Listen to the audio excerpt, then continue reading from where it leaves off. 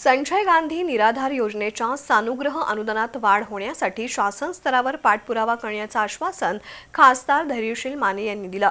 हातकणंगले तालुका संजय गांधी निराधार समितीनं सुमारे 2000 लाभार्थ्यांचे अर्ज मंजूर केलेत। संबंधित लाभार्थ्यांना मंजुरी आदेशपत्राच्या वाटप प्रसंगी ते बोलत होते। हातकणंगले तालुका संजय गांधी निराधार समितीनं सुमारे 2000 लाभार्थ्यांचे सानुग्रह अनुदानाचे अर्ज मंजूर केले आहेत। मंजुरी आदेशपत्राचं वाटप खासदार धैर्यशील माने यांच्या हस्ते करण्यात आलंय। हातकणंगले तहसीलदार कार्यालयात हा कार्यक्रम पार पडला। महायुती सरकारनं यापूर्वी संजय गांधी निराधार योजनेच्या अनुदानात वाढ केली आहे, मात्र वाढत्या महागाईमुळे अनुदानाची रक्कम वाढवण्याची मागणी होतीये। लाभार्थ्यांच्या मागणीचा विचार करून सानुग्रह अनुदानाची रक्कम वाढवण्यासाठी शासनाकडे पाठपुरावा करण्यात येईल असं खासदार धैर्यशील माने यांनी सांगितलं। समितीचे अध्यक्ष झाकीर हुसेन भालदार, तहसीलदार सुशीलकुमार बेल्हेकर, नायब तहसीलदार संदीप चव्हाण यांनी मनोगत व्यक्त केली।